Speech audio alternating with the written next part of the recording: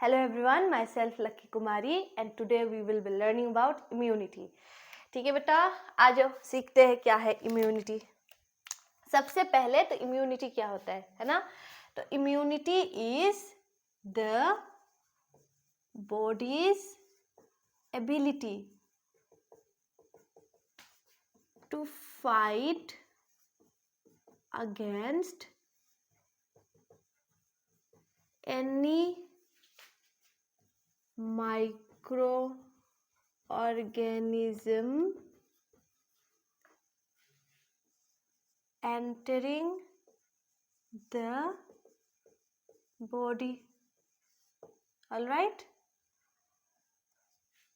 conferred by immune system.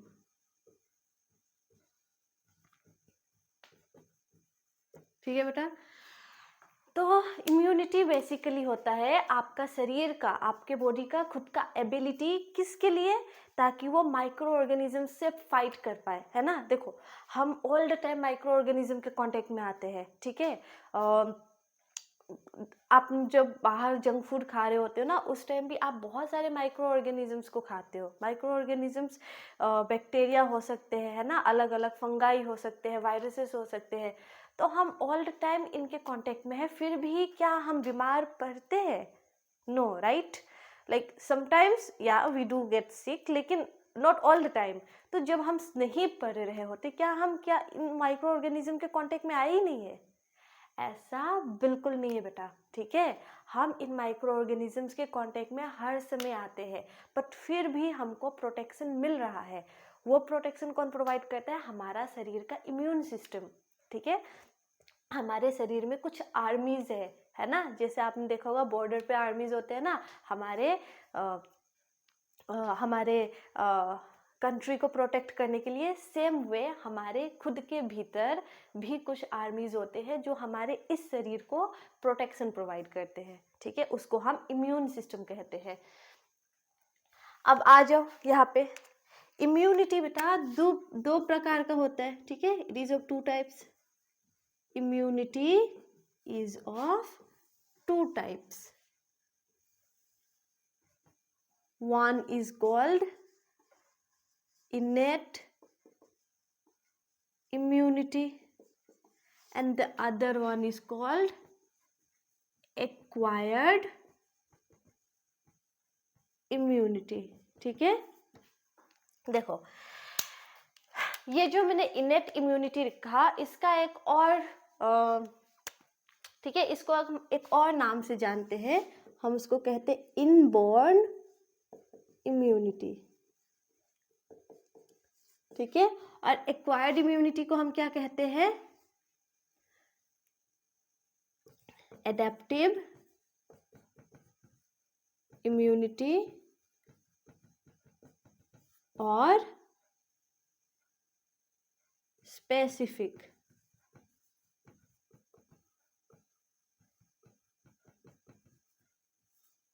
ठीक है। ठीक है बेटा, क्या कहा मैंने अभी? हमारे इम्यूनिटी दो प्रकार के होते हैं। एक को हम कहते हैं इनेट इम्यूनिटी, दूसरे को हम कहते हैं एक्वायर्ड इम्यूनिटी, ठीक है। इनेट इम्यूनिटी का एक और नाम है इनबॉर्न इम्यूनिटी और एक्वायर्ड इम्यूनिटी को हम एडेप्टिव या फिर स्पेसिफिक इम्यूनिटी भी कहते हैं। अब इनके नेमिंग के पीछे भी रीजन है कि हमने इनका नेमिंग ऐसा क्यों किया, ठीक है। देखो, जो इनेट इम्यूनिटी होता है, they are present from birth, ये जन्म से ही हमारे साथ होते हैं। ये इम्यूनिटी फ्रॉम बर्थ हमारे साथ प्रेजेंट होते हैं। ये गिफ्टेड है बेटा, ये पेरेंट्स के तरफ से आप समझ लो, आपको गिफ्ट है, ठीक है। ये प्रेजेंट फ्रॉम बर्थ, और ये क्या होंगे? नॉन स्पेसिफिक, ठीक है। ये समझाऊंगी मैं। नॉन स्पेसिफिक क्या होगा, ये वाला समझिए। इनेट इम्यूनिटी हमारे जन्म से ही प्रेजेंट रहेगा, प्रेजेंट सिंस बर्थ या फिर प्रेजेंट फ्रॉम बर्थ, ठीक है। सिंस लगा दो, सही ज़्यादा अच्छा रहेगा। प्रेजेंट सिंस बर्थ, जन्म के साथ प्रेजेंट रहते ये, है ना। और एडेप्टिव इम्यूनिटी क्या होगा? इसको आप कहो एक्वायर्ड आफ्टर बर्थ, ठीक है, इसको हम जन्म के बाद एक्वायर करते हैं, ठीक है। तो ये आप खुद कमाते हो और ये इम्यूनिटी आपके पेरेंट्स का गिफ्ट है आपको, ठीक है। हमारे पास दो प्रकार की इम्यूनिटी है, इनेट और एडेप्टिव। अब ये नॉन स्पेसिफिक होता है, ये याद रखेंगे बेटा। और ये क्या होगा, ये होगा पैथोजन स्पेसिफिक, ठीक है। पैथोजन स्पेसिफिक मतलब क्या, पैथोजन पहले समझ लो बेटा किसको कहते हैं। पैथोजन होता है any disease causing micro organism, alright. Pathogen कोई भी डिजीज कॉजिंग माइक्रो ऑर्गेनिज्म को हम कहते हैं, ठीक है। तो ये क्या है, जो एक्वायर हम इम्यूनिटी जो हमने खुद से, है ना, आफ्टर बर्थ जो हमने एक्वायर किया है खुद से, वो पैथोजन स्पेसिफिक होगा। पैथोजन स्पेसिफिक मतलब कोई एक पर्टिकुलर, मतलब मान लो कोई एक पर्टिकुलर डिजीज कॉज करने वाला बैक्टीरिया है। सपोज करो ट्यूबरक्लोसिस, ट्यूबरक्लोसिस कौन कॉज करता है, माइकोबैक्टीरियम ट्यूबरकुली। अब ये क्या होगा, उसी पर्टिकुलर, ये लोग ना स्पेशलाइज्ड हो जाते हैं कि मैं भाई इसी बैक्टीरिया को किल करूंगा और मुझे किसी को किल, भले वायरस आ जाए या फिर किसी और चीज़ का बैक्टीरिया, नहीं, उसको उस पर्टिकुलर बैक्टीरिया को किल करना है, ठीक है। तो वो उसी को किल करेगा, तो वो स्पेसिफिक रहते हैं, वो स्पेशलाइज्ड हो जाते हैं अपने काम में। बट ये क्या है, इनेट इम्यूनिटी नॉन स्पेसिफिक है, जो भी आओ सबको मारना है, ठीक है। तुम आ जाओ बस शरीर के अंदर, हम सबको मारेंगे, तुम बैक्टीरिया हो वायरस हो, हमको कोई फर्क नहीं पड़ने वाला। ये क्या कहेगा, तुम बैक्टीरिया हो तो मैं आऊँगा, वायरस है तो इसी में से और भी बहुत सारे सेल्स होंगे जो हम आगे पढ़ेंगे, वो निकल के आएंगे, लेकिन ये बैक्टीरिया आए वायरस आए कोई फर्क नहीं पड़ता इसको, ये सबको मारेगा, ठीक है। इतना समझ गए, ठीक है। अब आगे बढ़ते हैं, इनेट इम्यूनिटी पहले समझाऊंगी बेटा, इसके भी बहुत सारे टाइप्स होते हैं, फिर हम आएंगे एक्वायर्ड इम्यूनिटी पे, ठीक है। आ जाओ।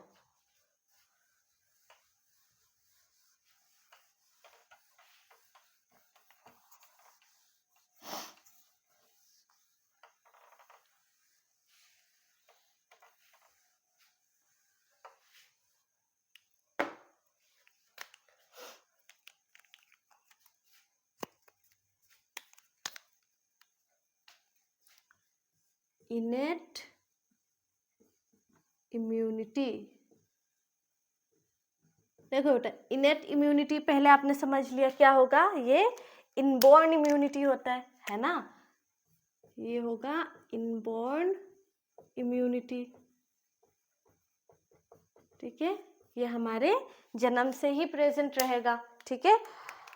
अब जो इनेट इम्यूनिटी है बेटा, इसके बहुत सारे टाइप्स है, ठीक है। इसको हमने 4 अलग अलग कैटेगरीज में डिवाइड कर दिया है।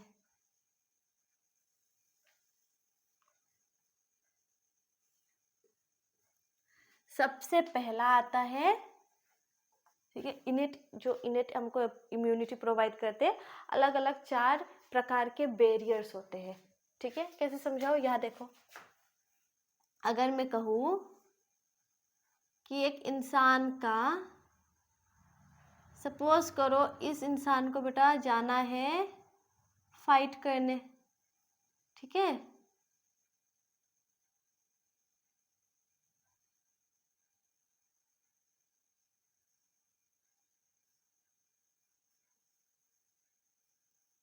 ये लो, मैंने बना दिया आर्मी, है ना। इस आर्मी को देख देख के हम हमारी बाकी स्टडी कंटिन्यू करेंगे।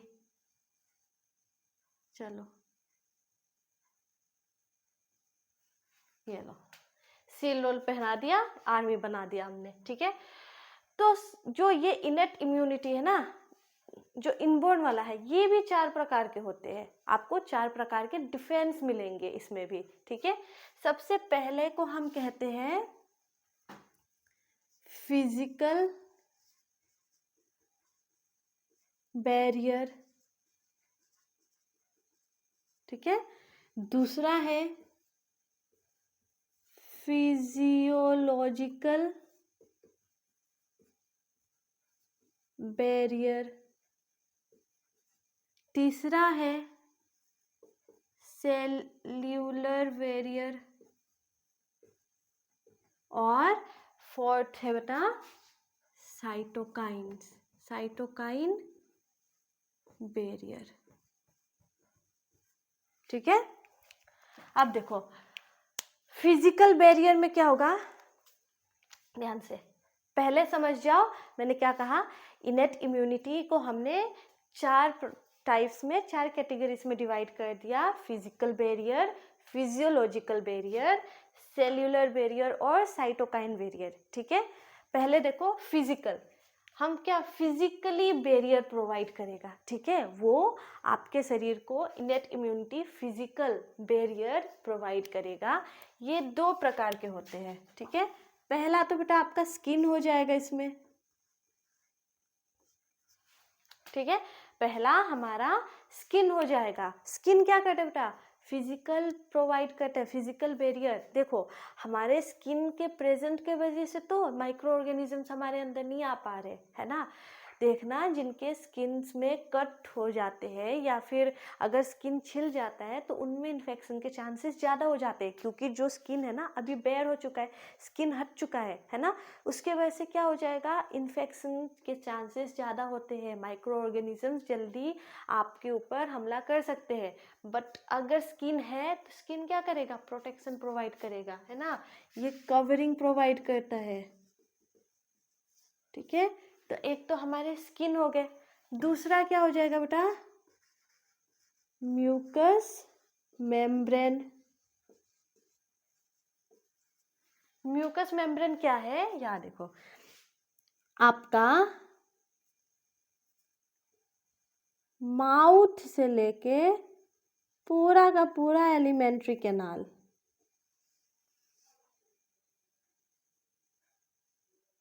ठीक है।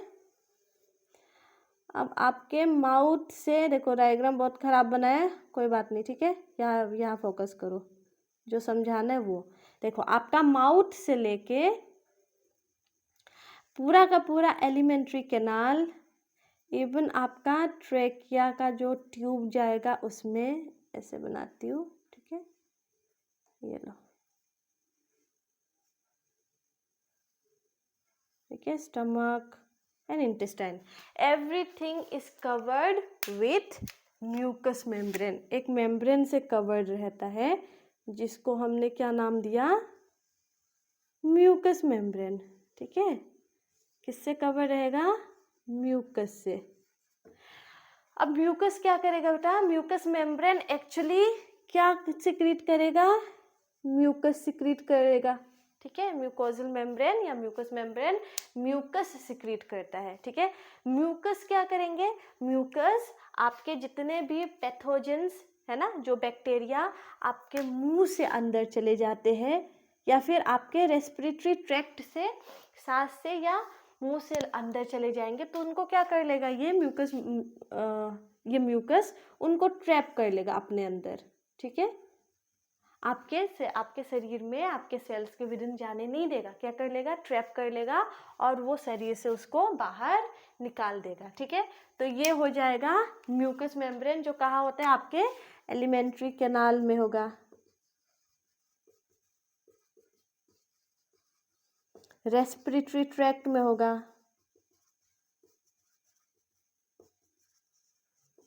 क्या करेंगे ये, ठीक है। मैं इसको रब कर रही हूँ बेटा, ठीक है।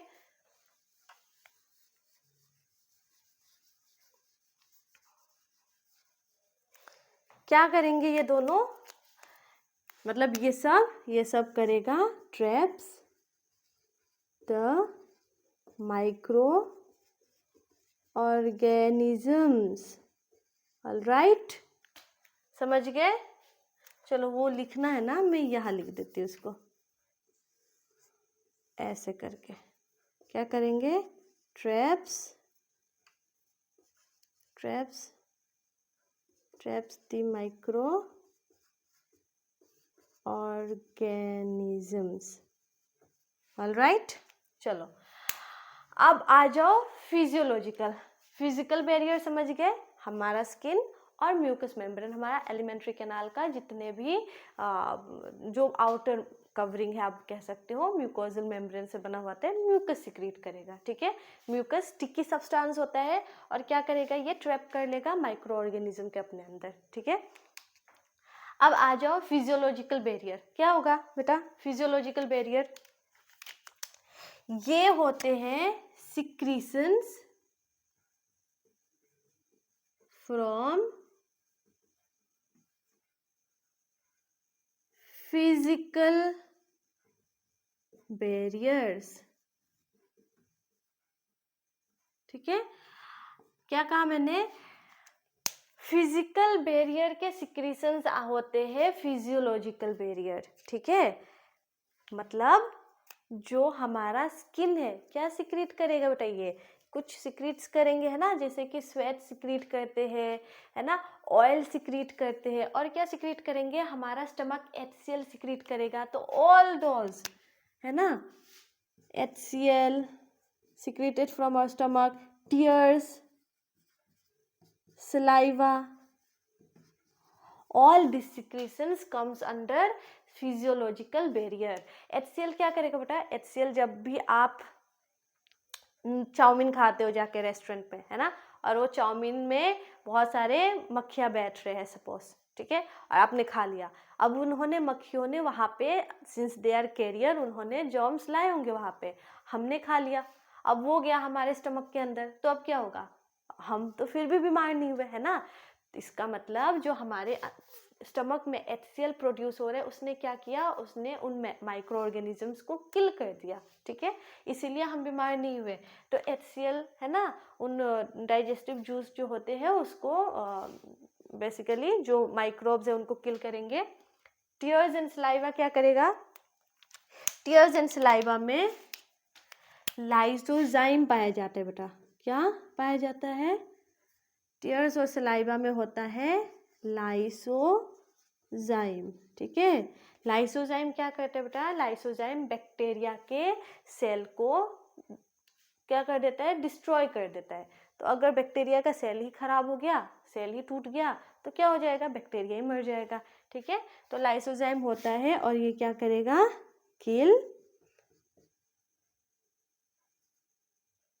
Kills bacteria.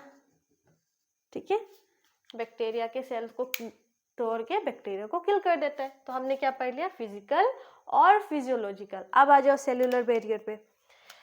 सेल्यूलर से समझ में आ रहा होगा बेटा आपको, है ना, कि कुछ सेल से होगा, सेल से। तो देखो हमारे शरीर में ना कुछ सेल्स भी पाए जाते हैं।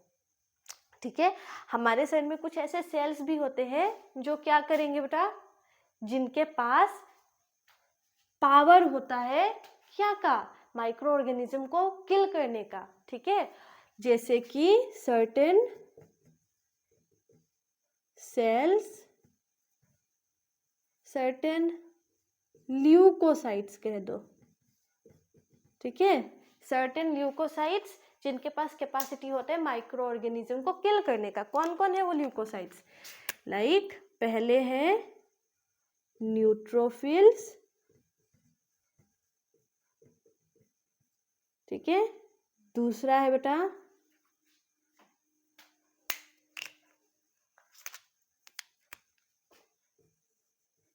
मैक्रोफेज, और थर्ड क्या होगा? न्यूट्रोफिल्स, मैक्रोफेज, और तीसरा है एक टाइप ऑफ ल्यूकोसाइट है, हम कहते हैं उनको NK सेल्स। NK सेल मतलब नेचुरल किलर सेल्स।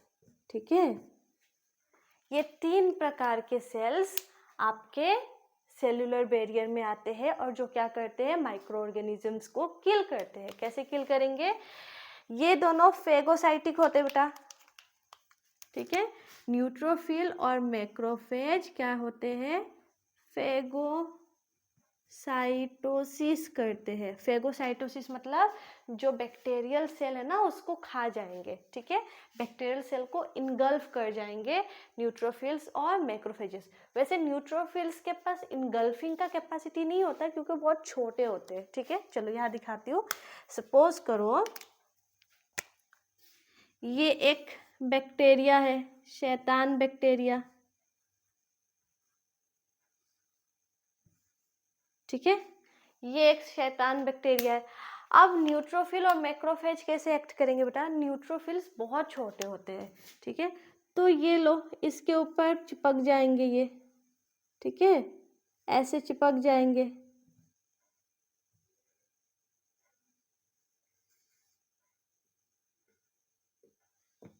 और चिपक के क्या करेंगे? ईट करेंगे, छोटा छोटा पीसेस काट काट के इसको खाएंगे, ठीक है।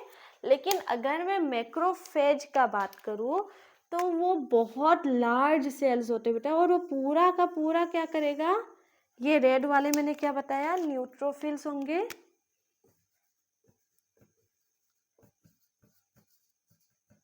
ठीक है, और ये ब्लू वाला क्या हो जाएगा? देखो कितना बड़ा मुंह खोला है, ये हो जाएगा मैक्रोफेज, ठीक है। तो macrophage are the largest cell and they engulf the whole bacteria, ठीक है। और वहीं पे न्यूट्रोफिल्स क्या करेंगे? वो उसको पकड़ के, है ना, केमिकल रिलीज करते हैं वैसे, और केमिकल रिलीज करते हैं, इसको ईट करते हैं, लाइसिस कर देता है, ठीक है, और वो cell eventually bacteria will die, ठीक है। नेचुरल किलर सेल्स क्या होगा? ठीक है, चलो इसको मैं मिटा देती हूँ, फिर मैं आपको समझाती हूँ, ठीक है, नेचुरल किलर के बारे में।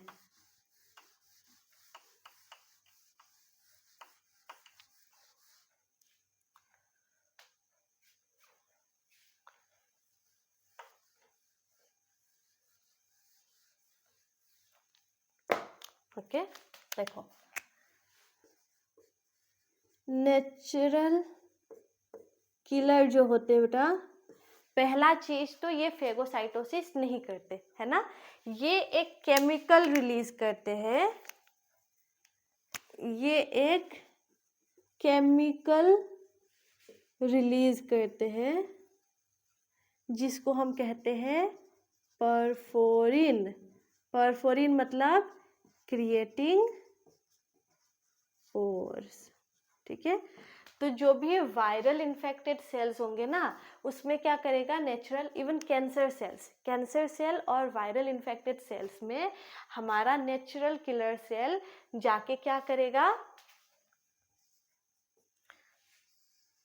ये अगर मान लो कैंसर सेल हो या फिर वायरल इन्फेक्टेड सेल है, ठीक है, तो इसके ऊपर क्या करेंगे? नेचुरल किलर्स कुछ केमिकल रिलीज करेंगे, ठीक है, जिसके वजह से इन सेल के अंदर ना पोर्स बन जाएगा, ठीक है, होल बन जाएगा। और जब होल बन जाएगा तो इस सेल के अंदर क्या होगा?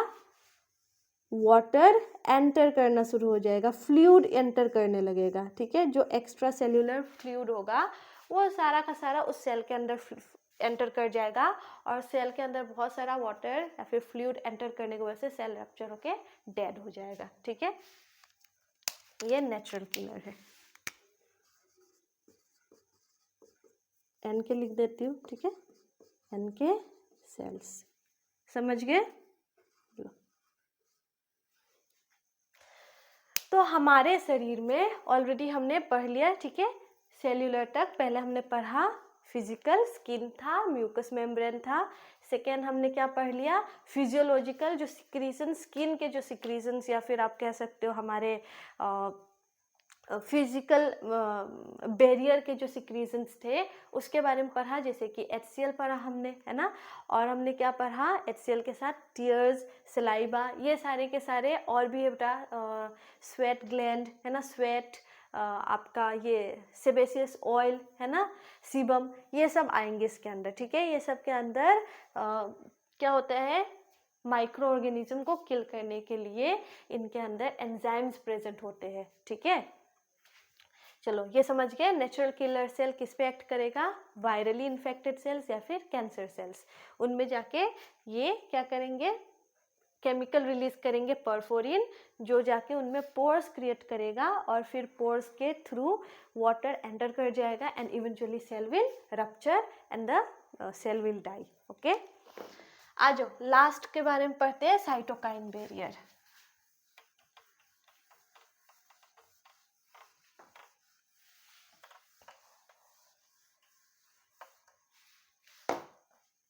ठीक है, चलो इसको यहाँ लिख लेती हूँ।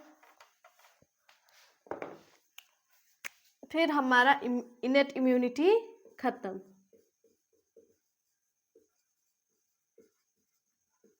ठीक है, साइटोकाइन बैरियर एक्चुअली में बेटा एक प्रकार का प्रोटीन है। ठीक है, एक प्रकार का साइटोकाइन कुछ नहीं है, एक प्रकार का प्रोटीन है जो वायरली इन्फेक्टेड सेल्स रिलीज करते हैं। एक एग्जांपल बताती हूँ, अगर मान लो ये सेल है, ठीक है, और ये इसका है न्यूक्लियस,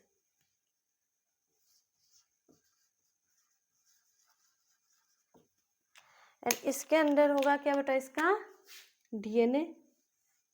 अब मान लो अगर ये सेल इन्फेक्टेड हो गया किसी वायरस के वजह से,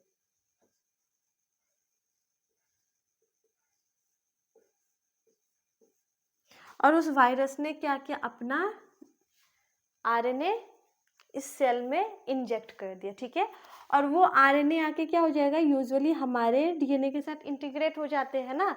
तो अगर वो आरएनए आके डीएनए के साथ इंटीग्रेट हो जाता है तो उस समय क्या होगा, ये जो इसका अपना खुद का डीएनए है ये सिक्रीट करेगा एक केमिकल, एक साइटोकाइन सिग्नल, जिसको हम कहते हैं इंटरफेरॉन।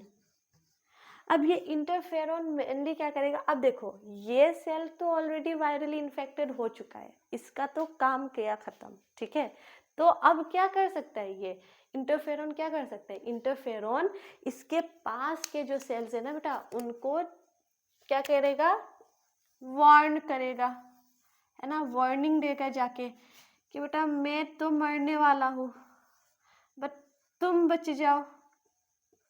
ठीक है, तो जो ये पास के हेल्दी सेल्स है उनको इंटरफेरेंस सिग्नल देते हैं, जिसके वजह से जो पास के सेल्स है वो बनाने लगते हैं एंटी वायरल प्रोटीन।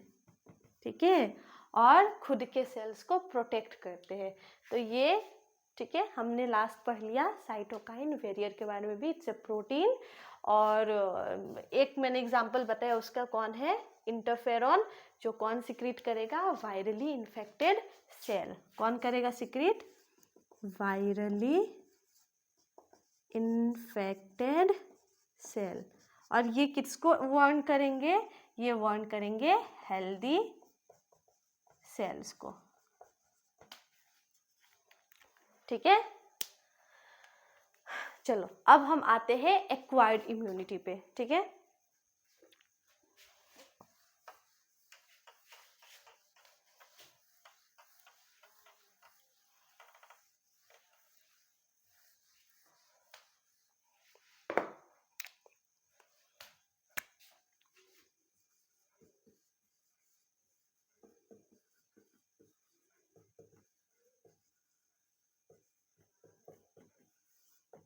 ठीक है।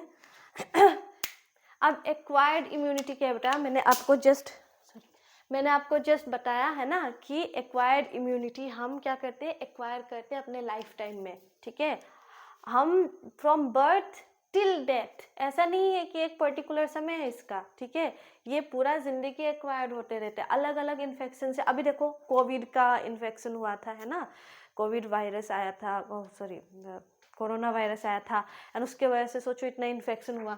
ठीक है, तो उसका क्या हमारे पास पहले से हमारे अंदर पहले से हमारा एंटीबॉडीज प्रिपेयर थे क्या, नहीं ना, क्योंकि बेटा जब वो इन्फेक्शन हुआ तभी हमने हमारा शरीर उसके अगेंस्ट एंटीबॉडी बनाना शुरू करा, ठीक है।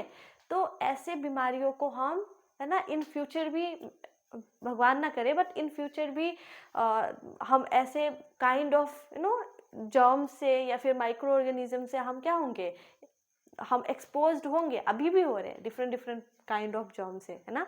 तो उसके बेस पे क्या हो रहा है, हमारा इम्यूनिटी डेवलप कर रहा है, ठीक है। तो ये सिर्फ आफ्टर बर्थ, इसका कोई एक टाइम फ्रेम नहीं है कि इतना समय तक ही एक्वायर्ड होगा, ये फ्रॉम बर्थ टिल डेथ हम इसको एक्वायर करते हैं, ठीक है। सेकेंड मैंने बताया था ये क्या होता है, पैथोजन स्पेसिफिक। अब जो एक्वायर्ड इम्यूनिटी है बेटा, ये 2 प्रकार का इम्यून रिस्पॉन्स शो करता है, ठीक है। इट शोज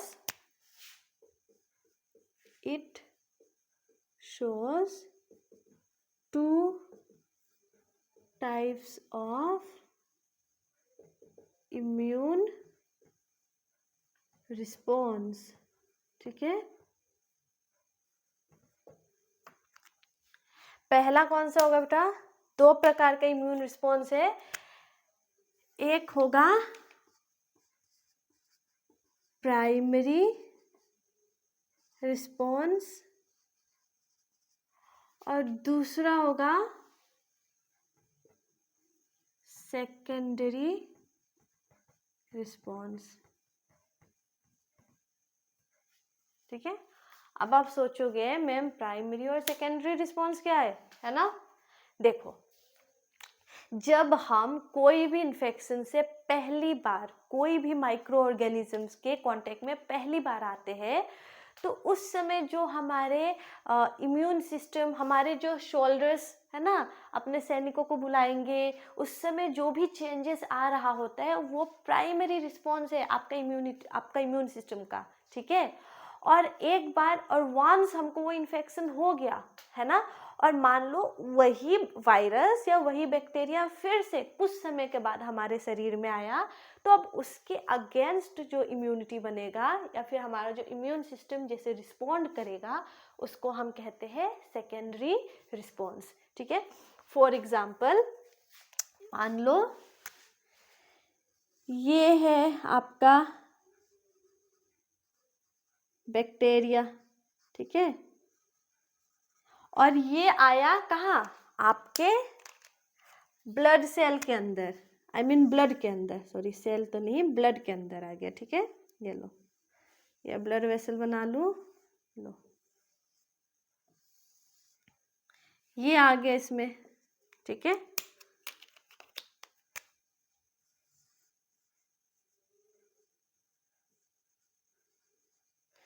अब जब ये वंस इट एंटर्स आवर, ठीक है, ब्लड वेसल, तो क्या होगा, पहला तो जो हमने इनेट इम्यूनिटी पढ़ा वो तो इस पे एक्ट करेगा ही, है ना। यहाँ पे आ जाएंगे न्यूट्रोफिल्स आ जाएंगे, न्यूट्रोफिल्स आ जाएंगे, ठीक है, और हमारे मैक्रोफेजेस भी आ जाएंगे बेटा यहाँ पे, ठीक है। ये लो मैक्रोफेज, ठीक है। साथ में उसी समय और भी कुछ सेल्स होते हैं जो इस एक्शन के समय पे एक्टिव हो जाते हैं, जिसको हम कहते हैं एंटीजन प्रेजेंटिंग सेल्स। क्या कहेंगे हम, यहाँ बना लेती हूँ, जैसे कि ये सेल,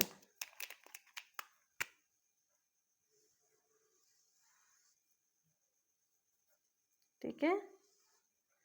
इस सेल का मैंने क्या नाम दिया, देखो कितना प्यारा लग रहा है, इसको मैंने कहा एंटीजन प्रेजेंटिंग सेल, एपीसी, ठीक है। एक्चुअली में एपीसी आपके पास कौन से हैं? एक है आपका डेंड्राइटिक सेल और एक है आपका मैक्रोफाज। हाँ, मैक्रोफाज खुद भी एक एंटीजन प्रेजेंटिंग सेल है। अब आप सोचोगे मैम एंटीजन प्रेजेंटिंग सेल्स क्या होते हैं ना? बेटा ये ऐसे सेल्स होते हैं जो क्या करेंगे, इस बैक्टीरिया का, ये बैक्टीरिया क्या हमारे लिए फॉरेन एंटीजन है ना? एंटीजन मतलब कोई भी ऐसा प्रोटीन जो हमारे शरीर का नहीं है ना, बाहर से आया हो। ठीक है, तो ये बैक्टीरिया एक एंटीजन है। ठीक है, ये क्या है? एक फॉरेन एंटीजन है। तो जो एंटीजन प्रेजेंटिंग सेल्स होते हैं बेटा, ये क्या करेंगे, फॉरेन एंटीजन को पकड़ के, है ना, और उसको इनगल्फ कर जाएंगे, जैसे मैक्रोफेज भी कर रहा था, खा जा रहा था, और खाने के बाद अपने ऊपर इनके कुछ टुकड़े लगा लेते हैं और उसको लेके चले जाते हैं कहीं और। ठीक है, तो क्या कर लेगा ये, इसको खा के इनके ऊपर एक रिसेप्टर रहते हैं, चलो वो भी बना देती हूँ।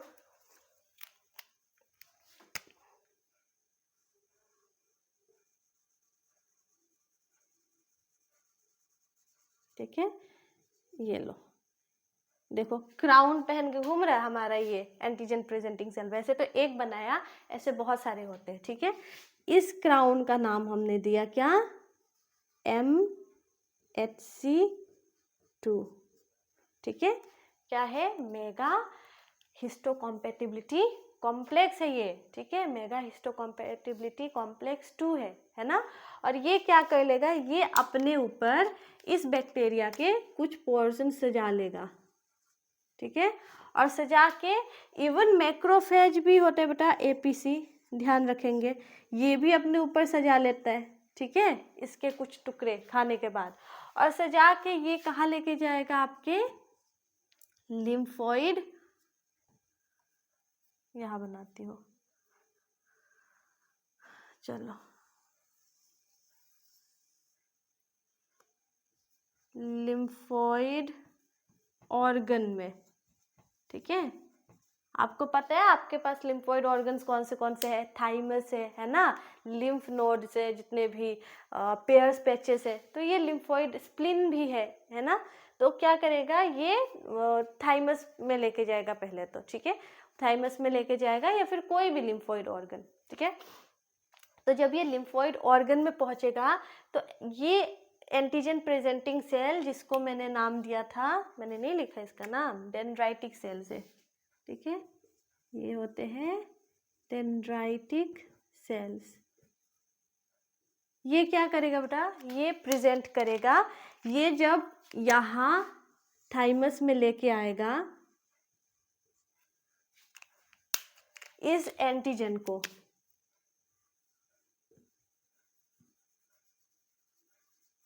ठीक है, जब ये थाइमस में लेके आ जाएगा इस एंटीजन को, तो यहाँ पे कुछ चेंजेस आएंगी। ठीक है, जब ये थाइमस में लेके आएगा तो इस थाइमस में आपको पता है हमारे 2 प्रकार के WBC होते हैं, T लिम्फोसाइट्स और B लिम्फोसाइट्स। चलो उनको भी बना लेती हूँ, ये लो, ये है T सेल्स, T कैसे बनाओ, ऐसे कर दो, TLYMP, है ना, लिम्फोसाइट। और बना लो एक और,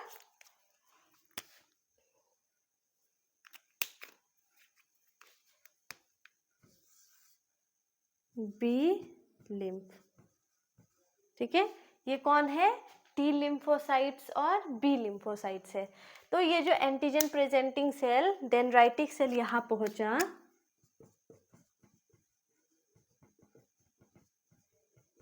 ये इस एंटीजन को, किसको पकड़ा इसने, एंटीजन है इसके सर पे, ये लो, ये एंटीजन है ना, ये इस एंटीजन को इनको प्रेजेंट करेगा। ठीक है, और जब ये एंटीजन को इनके रिसेप्टर्स रिकॉग्नाइज करते हैं तो बी लिम्फोसाइट 2 चीजों में डिवाइड हो जाते हैं, एक को हम कहते हैं प्लाज्मा सेल, ओके, और एक को हम कहते हैं मेमोरी सेल। वैसे ही टी लिम्फोसाइट भी डिवाइड हो जाता है जब ये एंटीजन इसको प्रेजेंट होंगे, तो ये किसमें बी लिम्फोसाइट प्लाज्मा सेल और मेमोरी सेल बना लेगा, और ये क्या बना लेगा, ये बना लेगा टी हेल्पर सेल। ठीक है, ये साइटोटॉक्सिक टी सेल और मेमोरी टी सेल, और एक और होगा सप्रेसर टी सेल। ठीक है, मैंने क्या कहा, सेकेंडरी, ये अभी तक सेकेंडरी रिस्पॉन्स नहीं है, प्राइमरी रिस्पॉन्स का ही चल रहा है। ठीक है, सेकेंडरी रिस्पॉन्स में समझाऊंगी आपको। तो यहाँ पे क्या हो गया, जब हमारा प्राइमरी रिस्पॉन्स हो रही है, जब हमारा एंटीजन आया है ना, उसमें क्या हुआ, मैक्रोफेजेस ने उनको पहले तो ईट करना शुरू कर दिया। At the same time macrophage और डेंड्राइटिक सेल खुद ही क्या है, एंटीजन प्रेजेंटिंग सेल से ये क्या करते हैं, एंटीजन को इनगल्फ करने के बाद उनका मॉलिक्यूल को अपने ऊपर लगा लेते हैं लाइक एंटेना, और वो लेके चले जाएंगे कहाँ पे, आपके लिम्फोइड ऑर्गन में। लिम्फोइड ऑर्गन में ऑलरेडी बी लिम्फोसाइट और टी लिम्फोसाइट्स प्रेजेंट होते हैं, बट वो मेच्योर नहीं होते हैं ना, नाइव होते हैं। नाइव का मतलब उल्लू से, गधे से, कुछ नहीं पता उनको, भोले भाले बैठे हैं बस, हाँ हमको बना दिया। लेकिन उनको क्या करना है, कब पता लगेगा, जब उनके पास ये डेंड्राइटिक सेल या फिर मैक्रोफाज क्या लेके जाएगा, वो एंटीजन अपने ऊपर लगा के लेके जाएगा। और जब वो एंटीजन लेके जाएगा तो क्या करेंगे, बी लिम्फोसाइट जब ये एंटीजन इसके साथ, इसके रिसेप्टर के साथ बाइंड करेगा, तो ये क्या हो जाता है, ये मैच्योर हो जाता है और ये दो में डिवाइड हो जाता है, एक बन जाता है प्लाज्मा सेल, एक बन जाता है मेमोरी सेल। वैसे ही टी लिम्फोसाइट भी क्या हो जाता है, T helper cell, cytotoxic T cell, memory T cell और सप्रेसर टी सेल। इतना समझ गए? ठीक है, तो यहाँ से यहाँ तक का जो जर्नी है बेटा, ये लग जाता है कम से कम 7 to 10 डेज, 7 से 10 दिन लग जाता है प्राइमरी रिस्पॉन्स को, है ना। लेट होता है, धीरे धीरे देखो सब ऐसे आराम से आलसी होके जा रहे हैं। तो ये रिस्पॉन्स इतना लेट रहेगा कि अगर मान लो बहुत ही ज़्यादा डेडली डिजीज है, जैसे अभी कोविड हुआ था, है ना, तो वो बहुत ज़्यादा क्या कर रहा था, बहुत जल्दी लंग को क्या कर दे रहा था, डैमेज कर दे रहा था। तो तब तक इम्यून, ऐसा नहीं है कि हमारे पास उसके लिए इम्यूनिटी नहीं है ना। कुछ लोगों को तो सिम्टम्स आए भी नहीं, ओनली बिकॉज कि उनका इम्यून सिस्टम वर्क कर रहा था बहुत अच्छे तरीके से। लेकिन कुछ लोग बेचारे अनफॉर्चुनेटली उनको सफ़र करना पड़ा। क्यों? क्योंकि ये रिस्पॉन्स जब तक हुआ तब तक लंग डैमेज हो चुका था, है ना, और वो इरिवर्सिबल होता है। तो फिर क्या हो जाएगा, इसीलिए इवेंचुअली डेथ हो गया। तो जो प्राइमरी रिस्पॉन्स होता है टाइम टेकिंग होता है। अब जो ये बन चुके हैं, ठीक है, मैं इसको रब करके अभी आपको एक्सप्लेन करती हूँ। ठीक है,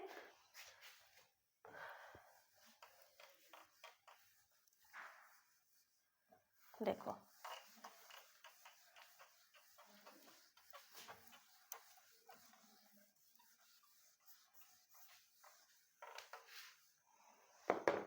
ठीक है, मैंने क्या कहा, प्राइमरी रिस्पॉन्स में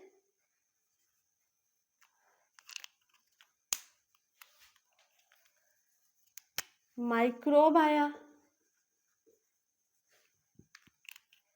माइक्रोब के कुछ टुकड़े को किसने लिया, एंटीजन, एपीसी लिख देती हूँ, antigen presenting cell. Antigen presenting cell ने क्या किया, कहाँ लेके गया, लिम्फोइड ऑर्गन में। लिम्फोइड ऑर्गन में क्या हो जाएगा, बी सेल और टी सेल थे। इन दोनों ने क्या किया, इस माइक्रोब को या फिर इसके एंटीजन को पहचाना, है ना। इसके एंटीजन को जब उन्होंने पहचाना तो बी सेल किस में डिवाइड हो गया, दो में हुआ। एक को हमने कहा प्लाज्मा सेल और दूसरे को हमने कहा मेमोरी सेल। और टी लिम्फोसाइट किस में हो गया था, cytotoxic T cell, helper T cell, memory T cell और सप्रेसर टी सेल। ठीक है, इतना समझ गए है ना। माइक्रोब कहाँ आया? ब्लड में। अब क्या होगा बेटा, ये जो प्लाज्मा सेल है ये बनाते हैं एंटीबॉडीज। ठीक है, प्लाज्मा सेल्स बनाते हैं एंटीबॉडीज, और आपके शरीर में 5 टाइप्स ऑफ एंटीबॉडीज होते हैं। वैसे न्यूमरस एंटीबॉडीज का क्वांटिटी न्यूमरस है, लेकिन टाइप सिर्फ 5 है। कौन से? IgG, IgA, IgM, IgD and IgE। इनके ऊपर मैं डिटेल में बताऊंगी जब हम एंटीबॉडीज पढ़ेंगे। ठीक है, अभी बस आप इतना समझ लो कि 5 प्रकार के एंटीबॉडीज होते हैं। मेमोरी सेल क्या करेगा बेटा? देखो, ये जो जितने भी ये कांड हुए हैं ना, इन सबको याद करके रखेगा। ठीक है, और अगली बार है ना, अभी सेकेंड जब रिस्पॉन्स होगा, ये प्राइमरी था। देखो, प्राइमरी को होने में कितना दिन लग गया? 7 से 10 डेज लग गया, मैंने आपको बताया है ना। तो 7 से 10 डेज में जाके ये सब कुछ हुआ है। ठीक है, अब क्या होगा? तो ये याद रखेगा इन घटनाओं को, और अगर मान लो वही बैक्टीरिया जो पहले घुसा था, वही माइक्रोब, कोई और आएगा तो नहीं, कोई और आएगा तो फिर से ये सारा शुरू होगा।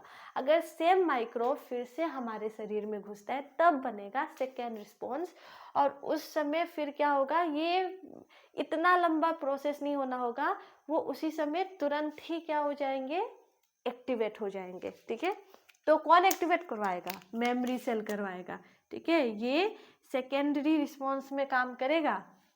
चलो, साइटोटॉक्सिक, अब देखो, जो ये एंटीबॉडीज है ये क्या करते हैं? ब्लड के अंदर जाते हैं,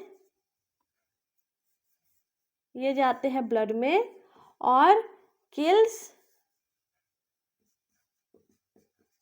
microbe present in blood.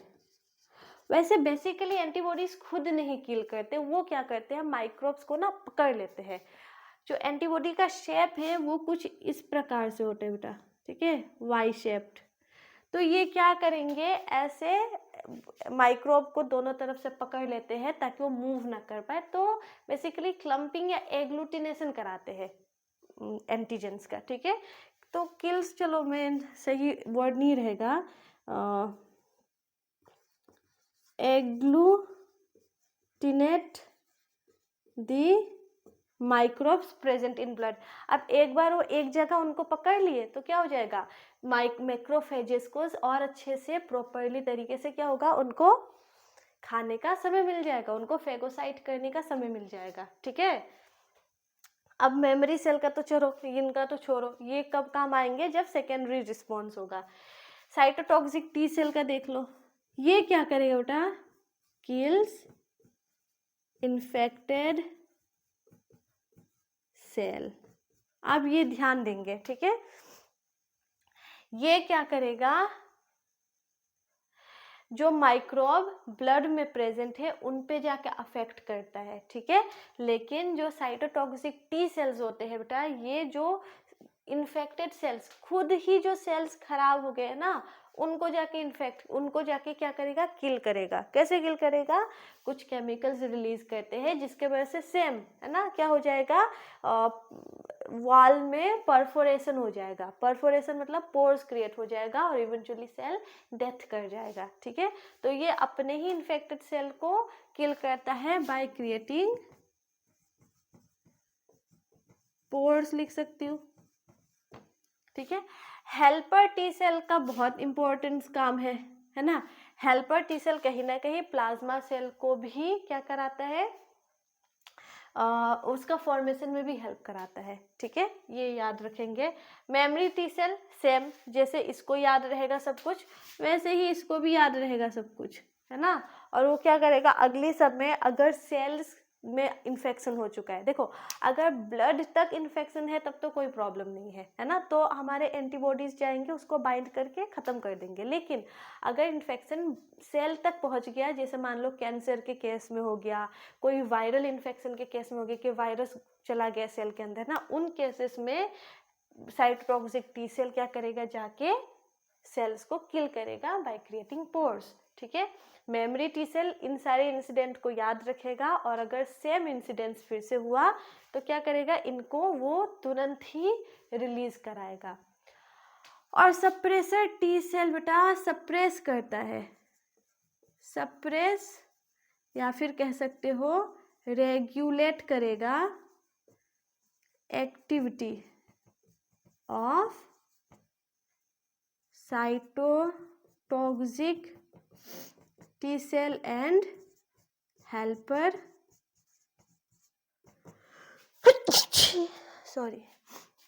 helper T cell। ठीक है,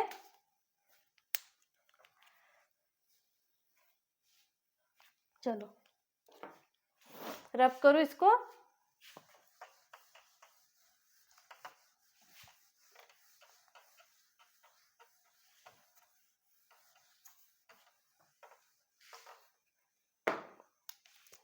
अब देखो मैंने क्या कहा था आपको,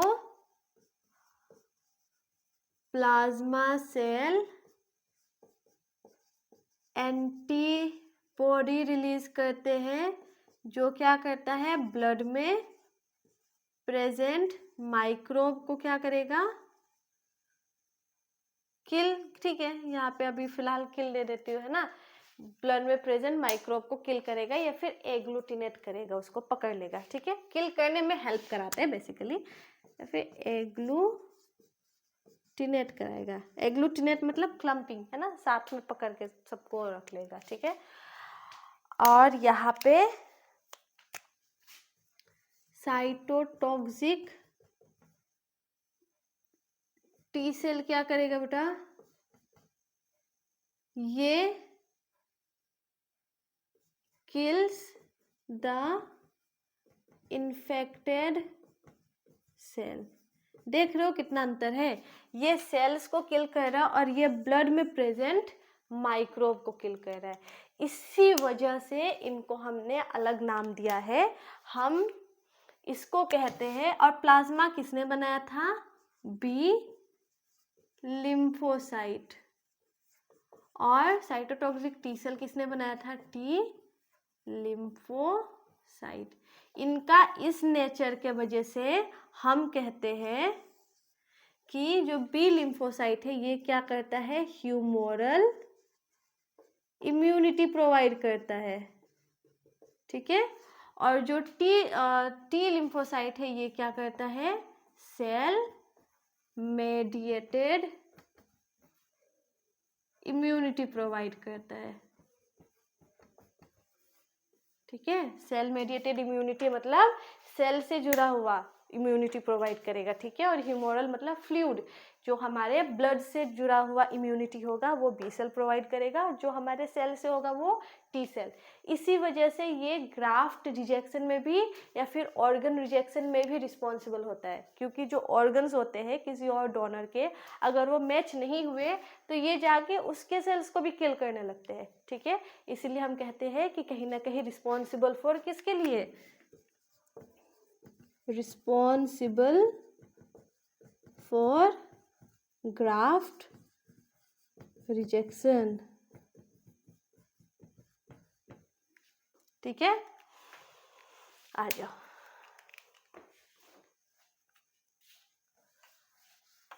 अब लास्ट है बेटा एक और चीज जो आपको जानना है, फिर खत्म हो जाएगा। ठीक है, देखो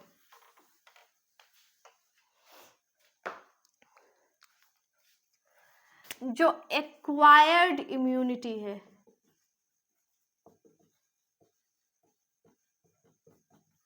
इसके भी फिर दो टाइप से। ठीक है, सबके टाइप से बहुत सारे, पढ़ना तो पड़ेगा।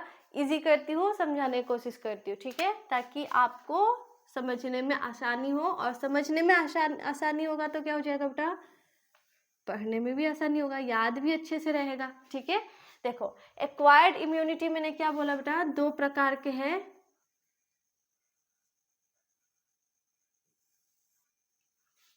ठीक है, पहले को हम कहते हैं एक्टिव इम्यूनिटी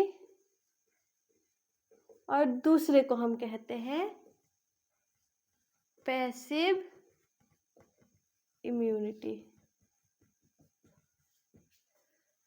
अब देखो नाम से समझ जाओगे, है ना, एक्टिव और पैसिव इम्यूनिटी है तो आप नाम से समझ जाओगे कि कोई ऐसा इम्यूनिटी जिसको हमने एक्टिवेट कराया, और पैसिव इम्यूनिटी मतलब हमने ऐसा इम्यूनिटी दिया जो पैसिवली हमने पास किया है, एक्टिवेट नहीं कराया हमने उस इम्यूनिटी को। ठीक है, तो देखो जो भी इम्यूनिटी आपके शरीर में एक्टिवेट होता है वो सारे एक्टिव इम्यूनिटी के अंदर आएंगे। और एक्टिवेट कैसे होंगे बेटा, ऑब्वियस सी बात है, अगर हम बीमार होंगे, अगर हमारे अंदर कोई पैथोजन आता है तो हमारा इम्यून सिस्टम क्या होगा, एक्टिवेट होगा।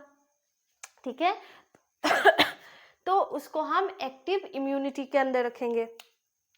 तो can be activated when pathogen और एंटीजन एंटर्स आवर बॉडी। अब इसके भी 2 प्रकार है बेटा। ठीक है, एक को हम कहते हैं नेचुरल एक्टिव इम्यूनिटी,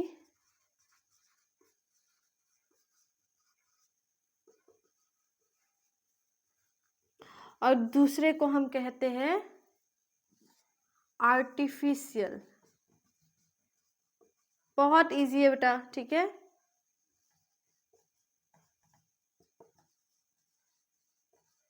सुनो, नेचुरल एक्टिव इम्यूनिटी में क्या हो जाएगा, आपने अपना इम्यूनिटी को क्या किया, नेचुरली एक्टिवेट कराया, या फिर आपका इम्यूनिटी नेचुरली एक्टिव हुआ। अब नेचुरली एक्टिव क्यों कब होगा, जब कोई पैथोजन हमारे अंदर आएगा, जब कोई एंटीजन हमारे शरीर में घुसेगा। जैसे कि जब हमको पोलियो होता, sorry not polio, small pox. ठीक है, small pox and chicken pox. ठीक है, पोलियो तो बहुत डेडली है बेटा, उस अगर हो जाए तो उसके साइड इफेक्ट्स भी रहते हैं ना, पैरालिसिस हो जा सकता है। सपोज करो स्मॉल पॉक्स या फिर चिकन पॉक्स हो गया, तो आपने सुना होगा एक बार किसी को स्मॉल पॉक्स या चिकन पॉक्स हो जाता है उसको फिर दोबारा होने के चांसेस नहीं रहते हैं, है ना। तो इस केस में क्या हो गया, नेचुरली आपका इम्यूनिटी नेचुरली एक्टिव हुआ जब आपने क्या हुआ, on the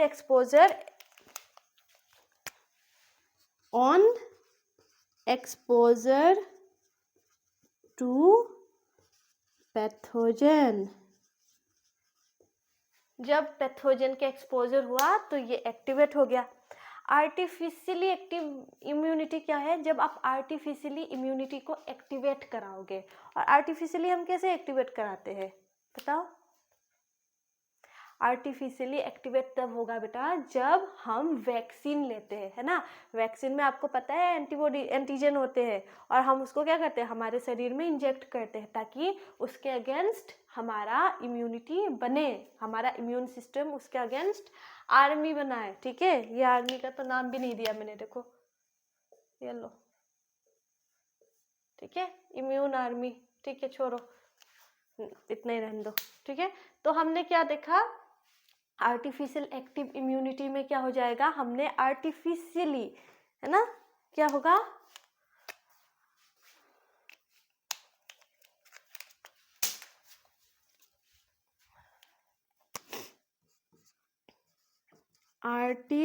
artificially antigen injected. Example है वैक्सीन। इसका एग्जाम्पल नहीं दिया, इसका एग्जाम्पल हो जाएगा बेटा स्मॉल पॉक्स, चिकन पॉक्स। ठीक है, ये सारे मीजल्स, मम्स, ये सब आ जाएंगे। ठीक है, पैसिव इम्यूनिटी क्या हो जाएगा बेटा, पैसिव इम्यूनिटी व्हेन परफॉर्म्ड ठीक है। देखो पैसिव इम्यूनिटी क्या होगा, जब हम परफॉर्म्ड एंटीबॉडीज शरीर में इंजेक्ट करते हैं, है ना, व्हेन प्री-फॉर्म्ड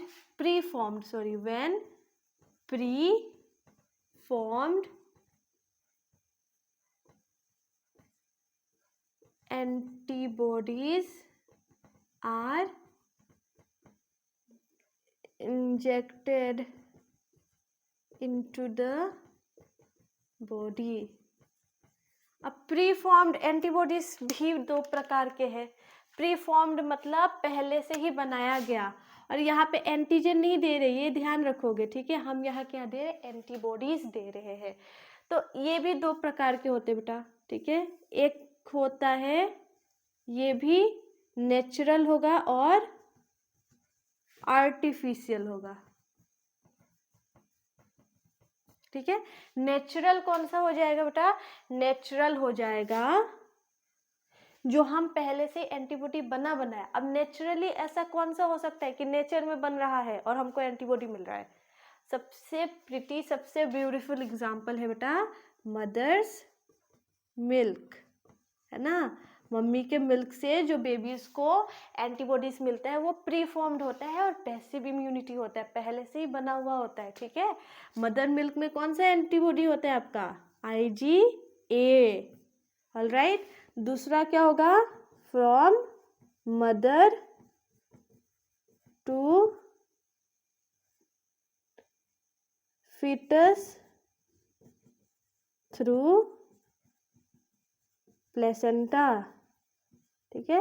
प्लेसेंटा के थ्रू भी कुछ एंटीबॉडीज मम्मी से बेबी में जाता है जब वो फीटस रहता है, ठीक है, ताकि अगर कोई भी इन्फेक्शन है तो वो बेबी के अंदर जाके फाइट कर सके। वो कौन सा है जो प्लेसेंटा क्रॉस कर लेगा, IgG है, ठीक है। और आर्टिफिशियल में क्या आ जाएगा बेटा, आर्टिफिशियल के अंदर आ जाएगा आपका, जो आप आर्टिफिशियली बनाओगे, खुद से बनाओगे केमिकल में और फिर दोगे, ठीक है। तो इसमें आ जाएगा एंटी टेटनस सीरम, है ना। जो हम एंटी टेटनस सीरम होते हैं उसको हम लेबोरेटरी में प्रिपेयर करते हैं। एंटी वीनम, ठीक है, स्नेक बाइट के लिए हम बनाते हैं, ऑलराइट। ये सारे के सारे आ जाएंगे आर्टिफिशियल पैसिव इम्यूनिटी में, ठीक है। एक्टिव, अब एक्वायर्ड में मैंने क्या बताया आपको, जो हम लाइफ टाइम एक्वायर करते हैं। तो लाइफ टाइम हम नेचुरली भी एक्वायर कर सकते हैं जब हम खुद बीमार होते हैं, कोई न्यू इन्फेक्शन हमको होता है तब, ठीक है। या फिर हमको आर्टिफिशियली भी दिया जा सकता है जब हम वैक्सीनेशन लेते हैं, ताकि हमको कोई डेंजरस डिजीज ना हो पाए, है ना, या फिर उससे हमको प्रोटेक्शन मिले, ठीक है। ना हो पाए तो नहीं होगा, बट प्रोटेक्शन प्रोवाइड होगा, ठीक है। क्योंकि तब तक मैंने क्या कहा था, प्राइमरी रिस्पॉन्स को बहुत समय लगता है, सेकेंडरी रिस्पॉन्स तो मेमोरी सेल से तुरंत हो जाएंगे, है ना। तो प्राइमरी से सेकेंडरी पहुंचने में समय लगता है, इसलिए हमने उसको आर्टिफिशियली एक्टिवेट किया, ठीक है। उसके बाद से क्या हो जाएगा, जब हम पैसिव इम्यूनिटी में जब हम प्री फॉर्म्ड एंटीबॉडीज को इंजेक्ट करते हैं, जिसमें कौन आ गया, नेचुरल और आर्टिफिशियल। नेचुरल में मदर्स मिल्क या फिर मदर से जो प्लेसेंटा के थ्रू बेबी के पास जाता है, वो दोनों ही आपका पैसिव इम्यूनिटी है, ठीक है। और नेचुरल एंड आर्टिफिशियल में क्या हो जाएगा आपका, snake venom and anti tetanus serum, ठीक है। होपफुली सबको पसंद आया होगा। Thank you for listening.